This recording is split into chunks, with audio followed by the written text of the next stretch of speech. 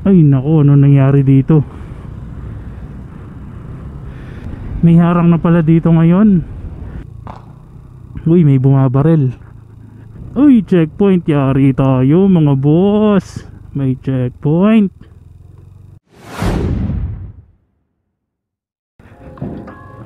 Grabe ang init ng helmet ko. Nasa top box kasi siya. Iniwan natin. Hindi na natin kasi binababa to mga boss, kasi para wala na tayo masyadong bit-bit.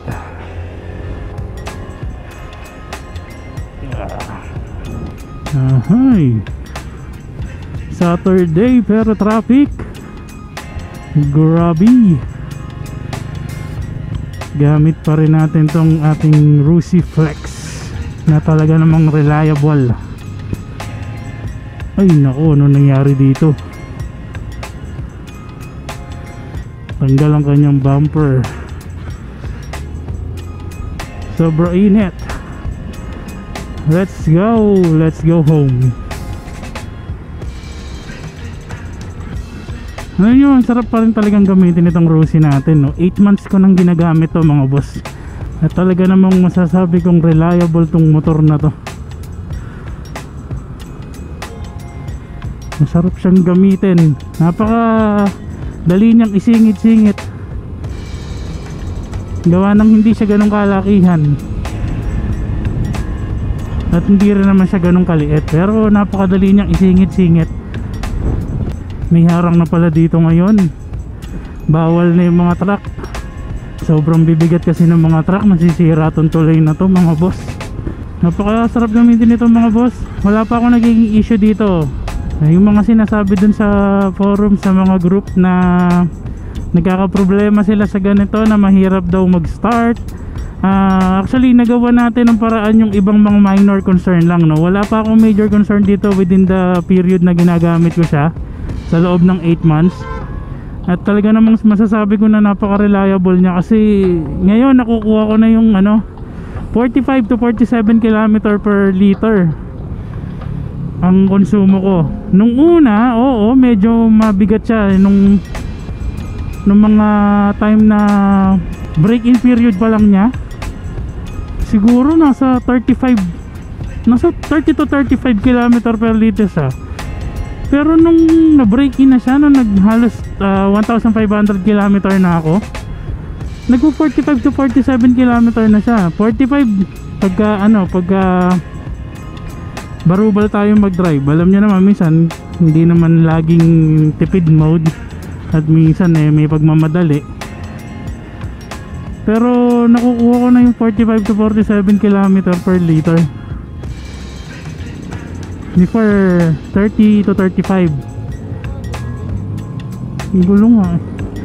Natanong ng kasamahan ko, ano daw tong mga yellow line, ang gulo-gulo.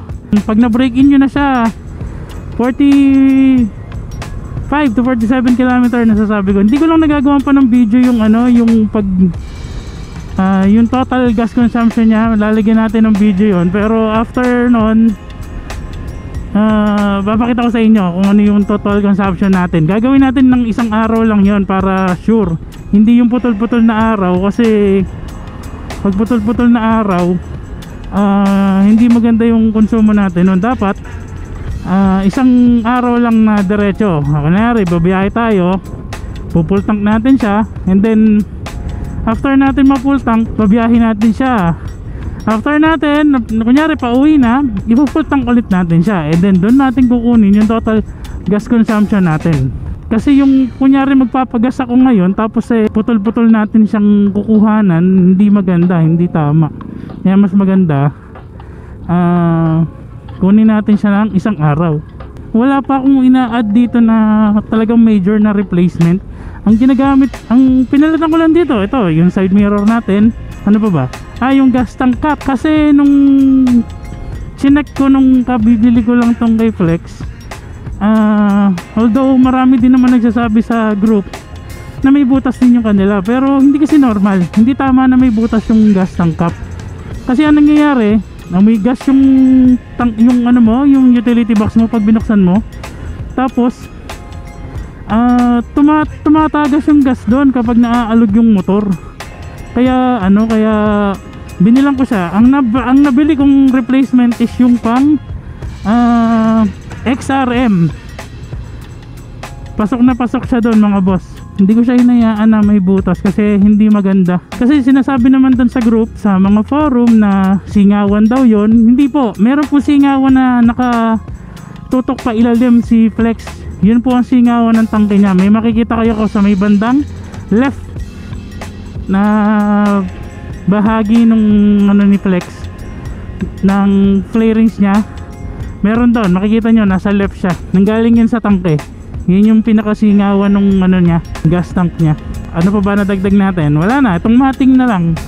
Itong mating niya na rubber, kasi wala namang iba pang mating. Daw pwede yung pang passion, kaso ang nakalagay passion. Pero pasok na pasok yun pagka yun ang binili nyo na pang floor mat dito kay pang board na mating. Pasok na pasok yun. Pero yun nga, ako ayoko nung ganun. Gusto ko ito na lang yung rubber. At least ito, wala tong tatak. Wala siyang nakalagay kung anong brand, anong model. Kaya yan yung nilagay natin. Tapos kung usapang energy, kung usapang power naman, ma-power din naman tong si Flex. Stock pa lang to, wala pa akong pinapalitan sa panggilid niya. Malakas yung hatak niya. Bakit ka mo? Mga boss, 100 kilos po tayo. Pero napapa-top speed natin ng 97 to. Itong Flex, yabang no? Pero opo, nasa 97 yung top speed natin dito kay Flex. Kung sa weight ko na 100 kilo tapos naging 97 pa siya, malakas. What more kung hindi ka 100 kilo, kung mas payat ka, di ba? Sigurado mas malakas yun. Sa arangkada naman, though parang may delay, pero once naman na nakausad ka na sa 30 to 40, saglit lang, tinan nyo, saglit lang makukuha niya na yung bilis. Di ba? Ayan Pero may nakita na rin ako, nag-upgrade ng panggilid. Meron tayong bossing na naka-flex din. CQ yun CQ. Hindi ko lang maalala yung pangalan ng vlogger, pero pinalitan niya yung panggilid. GY6 yata na bell yung nilagay niya. Tapos nagtimpla lang din siya ng bato. Alam ko ang ginawa niya is 13-15 ba? 13-15 yung combination. Tapos ang review ni boss natin na CQ, malakas daw, nakakatakot, para daw siya mga ngarera. Pagdating siguro ng mga ilang months pa, sinusulit ko lang to bago ako pag naglinis na siguro tayo ng panggilid. Titingnan natin kung applicable din sa atin yung kasi si bossing natin na CQ malaki din yung build niya. Feeling ko magka-build kami macho build. Uy, may bumabarel. Firing range kasi to mga boss. Ayun naririnig nyo may bumabarel. Nakatakot. Nandito yung firing range kasi yan mga bossing. Kaya kayo kung may taga dito kayo sa lugar na to at gusto nyo mag barel pwede nyo try dyan. Yun diba? Ang sarap niyang gamitin si Flex. Kaya dun sa mga bossing natin na gustong bumili ng pang service nila, subukan nyo na tong Flex mga boss. Na sulit na bilhin to. Kung budget lang yung gusto nyo, pwede tong si Flex 125i. Nung una hindi talaga yung Rusi yung bibilin ko, pero since nga sabi ko nga pang service lang naman muna, try ko to kasi na-recommend to ng tropa. Tinry ko at yun nga, nag-enjoy naman ako siyang gamitin. Parang yung mga motor ko din nung kabataan natin, kasi actually matagal akong hindi nagmotor. Nung kabataan ko nagmumotor-motor tayo, pero usually mga hiram at saka merong motor dun sa bahay napabayaan ng panahon kasi nadisgrasya yun, nadurog, hindi na rin pinaayos ni Airpat nung time na yun. Kaya ngayon lang ulit tayo nakapagmotor. Enjoy siyang gamitin mga boss. Kaya kung kukuha kayo ng pang service nyo lang at hindi naman ganun kalayo, do kahit malayo, mga bossing po pwede. Kasi alam nyo ba kung bakit? Na pang ano ko na si Rusiflex, na pang biyahe ko na to. Kaya doon ko na yung konsumo na 45 to 47 km per liter siya.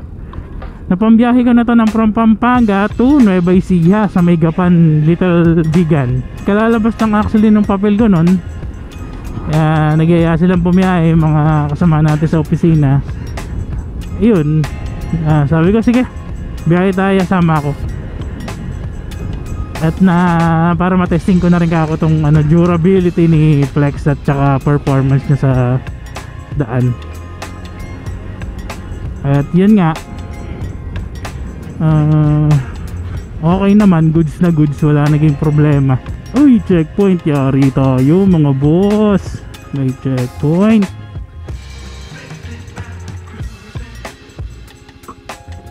Good afternoon po. Ano? License. Sakto, kakakuha ko lang po ng card. Opo. Ang tagal po bago nilabas. Meron na. Hindi, meron lang po siyang certain date na opo. Wait lang po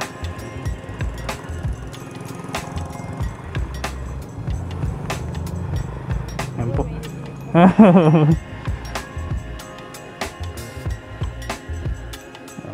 Giginto lang po yung ID niya, pero taga dyan po ako.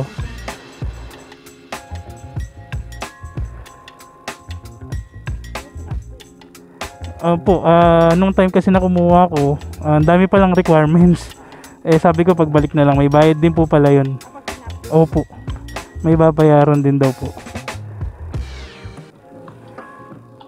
Papel po nito? Hindi na po. Thank you po. Salamat. Buti po nagche-checkpoint na rin kayo dito. Madami din kasi pumapasok na simula na ayos yung daan doon. Salamat po.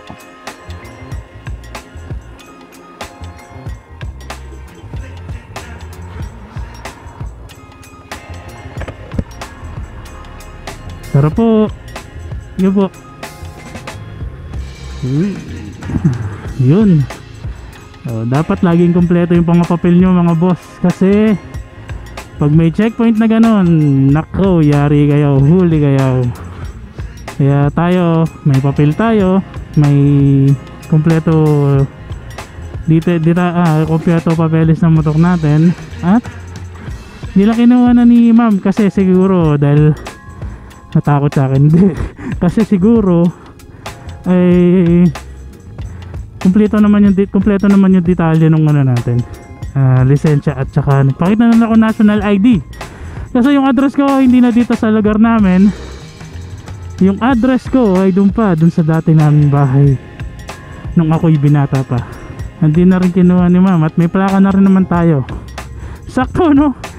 Sakto, sinasabi ko sa inyo yung ko, papel ng motor na nakuha ko na. Bigla may checkpoint. Nice. Kaya pagka kompleto kayo papel, kahit dumaan kayo sa checkpoint, wala kayong agam-agam mga boss. Kasi may papakita kayo sa kanila at hindi kayo at di sila magdadoubt na legit ka. Basta kompleto ang papel mo sa motor at sa lisensya. Hanggang sa susunod natin na vlog, bibigyan ko kayo ng update tungkol sa mga upgrade natin kay Flex at saka kung meron man siya magiging major issue. Pero so far sa 8 months wala naman akong issue. Meron na rin ako mga bossing na nakita na 1 year na yung nila, Flex nila, wala silang nagiging major issue. Basta lagi lang sa ingat mga boss, lagi lang yung preventive maintenance ay susundin ninyo. Huwag kayong pabaya sa maintenance ng inyong mga motor para hindi masira ang inyong mga motor. Kahit anong motor pa yan, kahit ano pang brand, kung di nyo iingatan ay masisira talaga yan. Ayan, hanggang dito na lang muna ang ating vlog mga boss. Salamat sa pagsama sa akin sa aking biyahe. Hanggang sa susunod na vlog, i-update ko kayo kung meron na akong magiging issue pa dito kay Flex o ano pa yung mga good thing na meron sa kanya. Salamat mga boss. Ingat lagi sa daan, ingat lagi sa biyahe.